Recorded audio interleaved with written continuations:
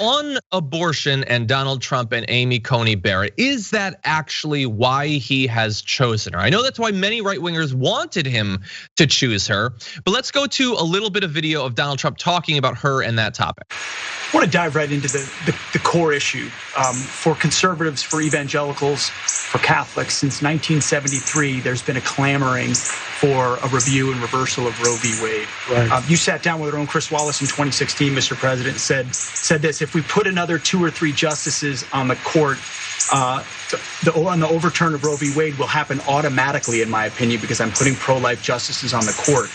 Would you like to see Roe challenged and overturned? So I didn't think it was for me to discuss that with her, because it's something she's going to be ruling on, and this is what I was told, although I would have had the right to do that. But if you look at her past actions and rulings, I guess she maybe would be in the category that you mentioned. I don't know. I can say this, that she is certainly conservative in her views and her rulings.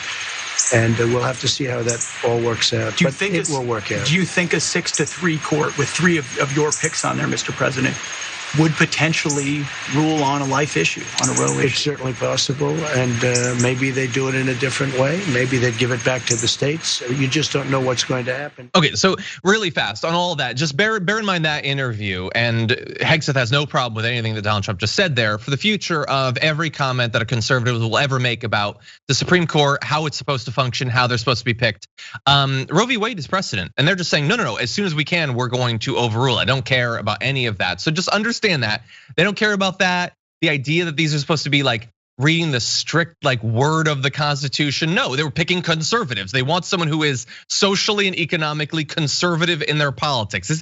He didn't say anything about judicial temperament or judicial philosophy. He said she's a right winger. I want a right winger. So just bear that in mind. But Francesca, he seems pretty confident there. He doesn't seem to care. He doesn't seem emotionally invested, but he seems pretty confident that she's an overturner. You know. Maybe they will, maybe they're in the category you say. I'm not gonna commit one way or another.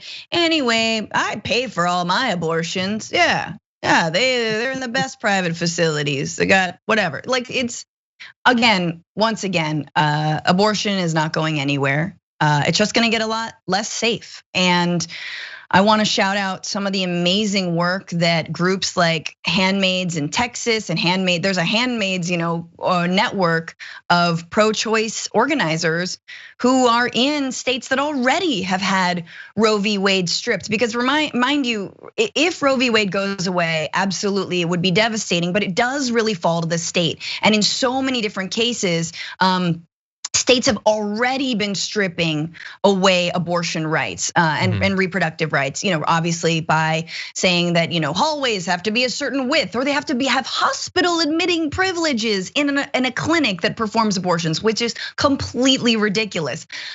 So you already have abortion deserts and states where people have to drive miles and miles and miles, go to a different neighboring state. So you're definitely going to see a rise in deaths from women. You're gonna see a rise of refugees, of people going. There are already people crossing the US-Mexico border into Mexico to get a safe abortion. This is all about safe abortions. It's not about whether or not they're gonna happen, because they're gonna happen. And it's really scary. It's scary, and it feels cheap. I think if anyone, even if you are, even let's say you're pro-life. Let's say you think you're Christian and you think that being Christian means protecting a zygote's life, which it doesn't, in my book. Really, this is the package you want to go with? Because for me, this is a last effort. This is a last ditch attempt to continue to pander to evangelicals and assumed Christians, and to re-win election.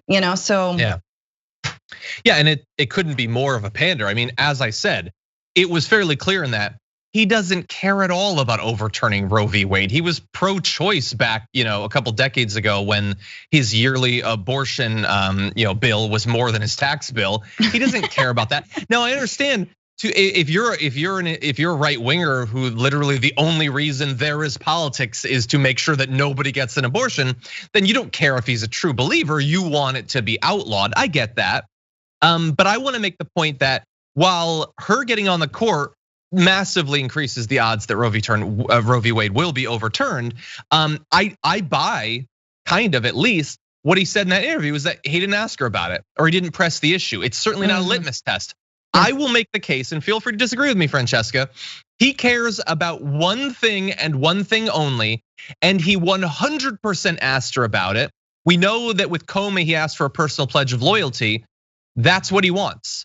And that comes in a couple different forms, but there's only one that matters now, and that is, will you stop the vote when I say to stop the vote? When I send it to the Supreme Court and say mail-in ballots don't get counted, will you stop those ballots from being counted? Why would he have any other litmus test? He cares only about himself, that's it. He's not interested in the future of right-wing jurisprudence or whatever.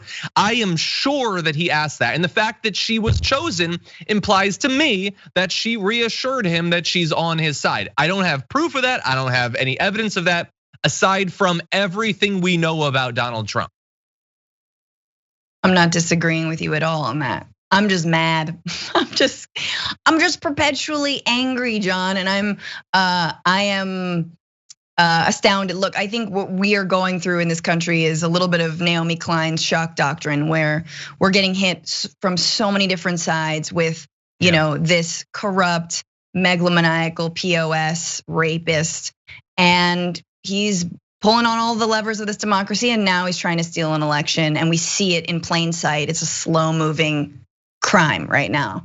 I think Bernie gave an incredible speech, and I know you talked about it, about what we need to look for and what we need to demand. We should be calling every single day all of our elected officials, every single day, and every single drunk call them in the morning, speed dial your representatives and senators. It does not hurt. And also, I do think, get a good pair of running shoes, because if and when it gets to the Supreme Court and they stop the votes, we're taking the streets. It's just gonna happen. It's still our right, like I've said, and we'll have to.